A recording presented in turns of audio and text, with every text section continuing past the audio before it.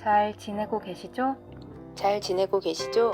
잘 지내고 계시죠? 잘 지내고 계시죠? 잘 지내고 계시죠? 잘 지내고 계시죠? 코로나19로 인해 우리 모두의 삶의 말로는 도저히 설명할 수 없는 그런 일들이 너무 많이 일어나고 있습니다. 우리가 함께 모여 찬양하고 뜨겁게 기도하며 서로의 삶을 나눴던 그날처럼 예배할 수 있다면 얼마나 좋을까요? 하지만 그때가 얼마나 감사한 날들이었는지 알게 하심에 다시 한번 하나님께 감사를 올려드립니다. 우리는 어디에 있든지 무엇을 하든지 예배자가 될 수 있습니다. 내가 서 있는 그곳이 예배의 초소가 되며 내가 밟는 그 땅이 기도의 자리가 될 수 있습니다. 그리고 성전이 아닌 가정에서 혹은 있는 처소에서 드려지는 주일 예배를 기억하며 거룩하게 지켜주세요. 이러한 때일수록 더더욱 우리가 예배할 수 있음에 하나님께 감사하며 삶의 예배자임을 잊지 마세요. 우리는 언제 어디서나 우리는 언제 어디서나 예배자가 될 수 있습니다. 함께 예배드릴 그날을 간절히 바라고 기다립니다. 사랑하고 축복합니다. 사랑하고 축복합니다. 사랑하고 축복합니다. 사랑하고 축복합니다. 사랑하고 축복합니다. 사랑하고 축복합니다. 광고 먼저 전합니다. 선생님들의 메시지를 우리 함께 살펴보았습니다. 우리는 어디서나 예배할 수 있습니다. 참 멋진 말이지만 굉장히 부담스러운 말입니다. 우리가 어디 있든지 상관없이 하나님을 예배하는 예배자의 모습을 갖춘 마하나임 중고등부가 되기를 간절히 소망합니다. 예배에 대한 알림과 광고를 먼저 해야 되는데 일단 이번 주까지 그러니까 20일 이 방송까지는 우리가 온라인으로 예배를 합니다. 다음 주에는 이제 방역 지침이 조금 완화되기 때문에 오프라인으로 모일 수도 있을 것 같지만 조금 추이는 지켜봐야 될 것 같습니다. 우리 선생님들을 통해서 여러분들에게 공지할 테니까 조금 기다려주시고 다음 주에 볼 수 있으면 꼭 보면 좋겠습니다. 두 번째 소식은요, 미션에 대한 부분인데요. 우리 미션, 이 30인 채우기 미션을 계속해서 좀 실패하고 있습니다. 우리 선생님들만 합쳐도 12명 정도가 참여하고 계신데 이게 달성하기가 이렇게 힘든 건지 조금 의아합니다. 어쨌든 우리 성공할 때까지 한번 끝까지 해보면 좋겠습니다. 그러면 오늘 메시지 나눔 시작해 보겠습니다. 오늘 나눌 말씀은요, 잠언 15장 8절부터 9절까지 2절 말씀입니다. 굉장히 짧은 구절입니다. 먼저 한번 읽어봐야겠죠?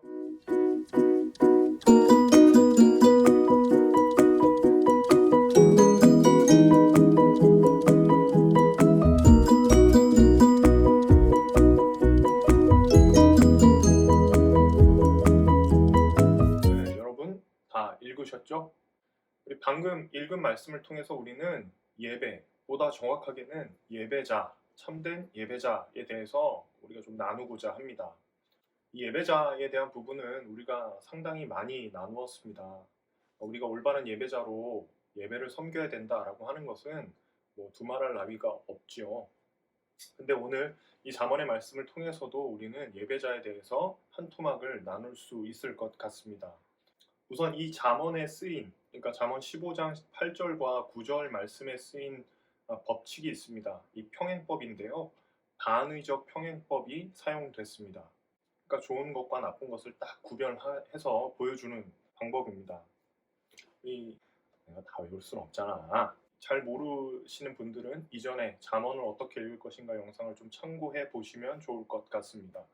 반어적 평행법을 사용하는 것은 굉장히 유용합니다. 특히 독자들에게 있어서는 반어적 평행법이 두 가지의 상황을 다 보여주고 둘 중에 한 길을 선택하도록 이끌어주는 역할을 하는 거죠. 우리로 하여금 두 길을 다 제시하고요. 이 두 길 중에서 어떤 것을 택하는 것이 지혜로운 선택인가를 우리에게 맡기는 겁니다. 즉, 우리는 이 말씀을 나누면서 둘 중에 한 길을 선택해야 하는 기로에 설 것입니다. 여러분들 모두가 좋은 예배자, 그 길을 선택하시기를 간절히 소망합니다. 8절 먼저 읽어보겠습니다. 악인의 제사는 여호와께서 미워하셔도 정직한 자의 기도는 그가 기뻐하시느니라. 이 말씀을 읽어보면 악인의 제사에 대조되는 것이 무엇입니까? 네, 정직한 자의 기도입니다. 이거 완전히 반어적 의미가 맞나요? 네, 조금 의아하지 않습니까? 네, 먼저 제사와 기도에 대해서 한번 살펴보겠습니다. 제사와 기도, 이 둘을 독립적으로 생각해 보면 우린 이렇게 해석하게 됩니다. 네, 하나님은 제사를 싫어하시는구나. 하나님은 기도를 좋아하시는구나. 우리 이렇게 생각할 수 있다는 말이죠. 근데 여러분, 이 본문에서 제사와 기도는 하나를 지향하는 두 가지 이미지를 나타내는 겁니다. 이게 조금 어렵나요? 여기서 제사와 기도는 제물을 드리며 기도를 하는 예배적 행위를 상징적으로 표현하는 두 가지의 단어입니다. 그러니까 이 둘은 서로 독립된 다른 행위가 아니고요. 하나를 설명하는 두 가지의 복합적 언어라는 얘기입니다. 바꿔 설명하면 여러분, 의인의 제사, 이 자리에 예배라는 말을 넣어도 무방하다는 얘기예요. 정직한 자의 기도, 이 기도라는 자리에 예배라는 말을 넣어도 무방합니다. 이 둘은 동일한 의미를 갖고 있는 단어들입니다. 그런데 문제는 뭐예요? 악인과 정직한 자가 문제가 되죠. 여러분, 악인의 반대말은 무엇입니까? 의인입니다. 그런데 성경은 의인이라고 표현하지 않고 정직한 자라고 표현합니다. 좀 이상하죠. 대조되려면 분명히 악인의 반대되는 의인이 나와야 되는데 의인이 나오지 않고 정직한 자가 나왔다는 거예요. 여러분, 정직한 자가 의인에 속하는 속성이 있는 것은 분명한 것 같습니다. 그런데 우리는 이 부분을 조금 더 깊이 묵상해 볼 필요가 있어요. 제가 이 부분을 조금 더 묵상하는데 제사를 과연 어떤 사람들이 드릴까? 원래 제사라고 하는 것이 죄인들이 하나님 앞으로 나아갈 수 있는 유일한 방편이었다라고 하는 거 여러분 혹시 알고 계십니까? 그러니까 우리 죄가 있어서 하나님 앞으로 나아갈 수 없는 사람들을 위해서 하나님께서 제물로 하나님 앞에 제사를 드리고 하나님 앞으로 나아갈 수 있는 길을 열어두는 것, 그것이 제사란 말입니다. 그러니까 악인의 제사, 이거 굉장히 이상한 말 같지만 사실은 죄인의 제사, 이렇게 하면 충분히 납득이 될 만한 말이지요.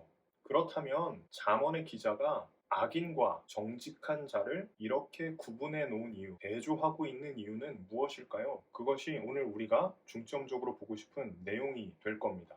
아마도 악인이 가지고 있는 여러 가지 악의적 요소들 중에서 정직한 면모와 굉장히 반대되는 의미를 부각시키고 싶었을 겁니다. 적어도 잠언의 기자는 여기서 말하고 있는 악인이 우리가 일반적으로 생각하는 어떤 악한 사람을 이야기하는 것이 아니라 정직한 자가 갖고 있지 않은 그 무엇을 갖고 있는 사람을 일컫는 말이죠. 즉, 악인은 제사할 때 정직하지 못하다, 이 말입니다. 그래서 하나님께서 미워하신다는 이야기입니다. 그럼 정직하지 못하다, 이 말은 무엇일까요? 여기서 말하고자 하는 악인의 의미는 겉과 속이 다른 것을 의미합니다. 바꿔 설명하면 겉으로는 하나님을 제사하고 예배하는 것처럼 보이나 그 속 안은 엉망이었다는 얘기죠.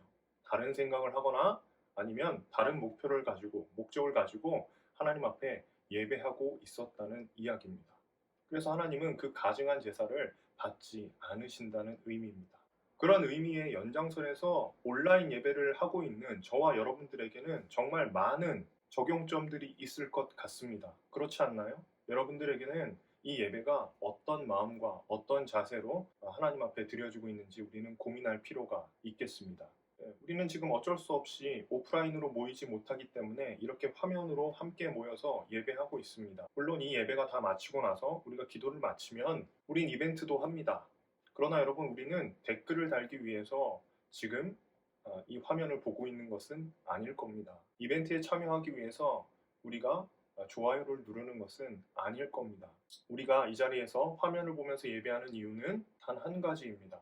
하나님의 말씀에 청종하기 위함입니다. 그런 의미에서 당신의 예배는 정직한 예배가 맞습니까? 정직히 하나님께서 보실 때에 정직하게 우리의 겉과 속이 동일하게 하나님 앞에 드려지고 있는 그런 예배를 우리는 드리고 있습니까? 혹은 이 15분 정도밖에 안 되는 이 영상을 보면서도 여전히 우리의 마음은 다른 콩밭에 가 있는 것은 아닙니까? 혹은 이 화면을 띄워놓고 다른 장면에서는 여러분 여러 가지 다른 일들을 하고 계시지는 않나요? 네. 그런 자들에게 하나님은 이렇게 말할 겁니다. 나는 너의 예배를 받을 수 없다. 과거 우리가 함께 만나서 예배할 때 여러분들의 예배 자세는 어땠는지 한번 돌아볼 필요도 있습니다. 우리가 그렇게 그리워 마지 않는 과거의 오프라인 예배인데요. 그때 여러분들의 예배는 어땠습니까? 휴대폰이 여러분들의 예배를 방해한 것은 아닙니까? 예배 후에 이어질 여러분들의 여러 가지 다른 스케줄이 여러분들의 예배를 방해하는 것은 아닌지 우리는 깊이 생각해 볼 필요가 있습니다. 어쩌면 이 짧은 두 구절의 잠언 말씀 속에서 우리는 하나님께서 원하시는 예배에 대해 깊이 묵상하게 됩니다. 하나님께서 원하시는 예배는 무엇입니까? 정직한 예배입니다. 겉과 속이 다르지 않은 정직한 예배. 그것을 하나님께서 원하십니다. 그런데 구절은 이 신상을 보다 깊이 있게 전달하고자 합니다. 바로 우리의 삶의 영역에까지 더 나아가고 있습니다. 제가 읽어보겠습니다. 악인의 길은 여호와께서 미워하셔도 공의를 따라가는 자는 그가 사랑하시느니라. 저는 저를 포함해서 이 영상을 보고 있는 우리 모두가 하나님의 사랑을 받는 사람들이 되기를 원합니다. 하나님께서 사랑하시는 자는 분명합니다. 공의를 따라가는 자입니다. 이 말은 우리의 예배가 그저 제의적 행위, 예식적 행위에서 머무르는 것을 원하지 않는다고 설명하고 있습니다. 우리의 삶에도 깊이 있게 뿌리 내려야 함을 의미하죠. 그러니 어쩌면 8절에서 나온 이 악인이라고 하는 단어는 단순히 우리가 이렇게 정장을 입고 화면을 바라보는 이런 자세, 이 자세에만 머물러 있는 것 같지는 않습니다. 더 깊이 있게 설명하자면 우리의 삶에도 깊이 영향을 주는 하나님을 예배하는 자세라는 의미이기도 합니다. A.W. 토저가 이런 표현을 사용했습니다. 일주일 중에 단 하루라도 예배하지 않는다면 그것은 주일날 예배하지 않은 것과 동일하다. 충격적인 말입니다. 우리가 주일날 매주 모여서 예배하는 것들이 굉장히 중요한 일이지만 우리의 일상 중에서 단 하루도 하나님을 예배하지 않는 그런 삶의 자세로 살아간다면 주일날 예배하지 않는 사람과 크게 다를 바가 없다. 우리의 삶이 하나님 앞에 예배가 되어야 된다. 이 말입니다. 그때 우리는 하나님 앞에 정직한 예배자가 될 수 있을 겁니다. 말씀을 마무리합니다. 자, 우리에겐 지금 이제 두 가지의 길이 놓여져 있네요. 악인의 길이 있고요. 정직한 자의 길이 있습니다. 이제 여러분들의 선택이 남아 있습니다. 여러분들은 이 두 길 중에 어느 길을 선택하고 싶으십니까? 저는 우리 모두가 다 정직한 자의 예배를 하나님께 올려드리길 원합니다. 우리의 제의적인 행위를 넘어서서 하나님 앞에 우리의 삶을 드림으로 우리의 삶을 예배로 바꾸어 가시는 저와 여러분 되시기를 간절히 소망합니다.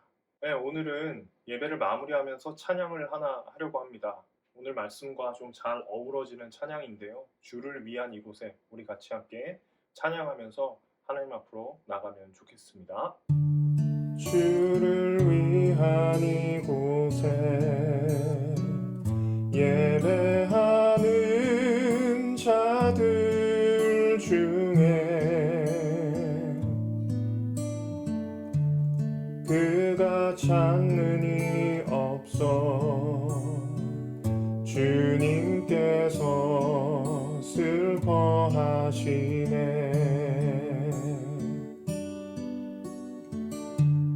주님이 찾으시는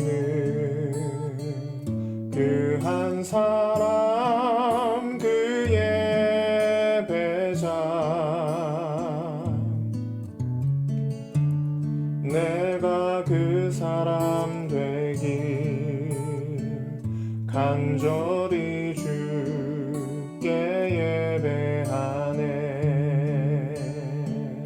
주내로 이곳에서 있네. 주임제에 엎드려 절하네. 그 어느 것도 난 필요 없네.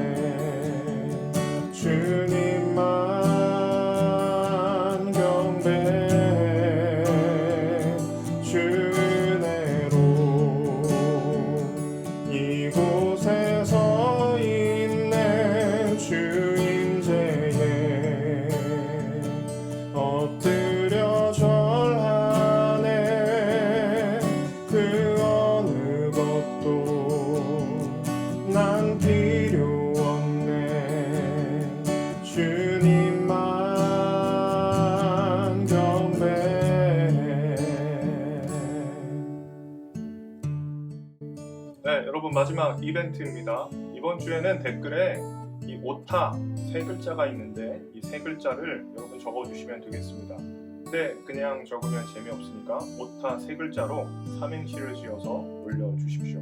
그러면 기발한 아이디어, 재밌는 아이디어, 감동적인 댓글에 선물 쏘겠습니다. 다음 주에 건강한 모습으로 우리 만나기를 간절히 소망합니다.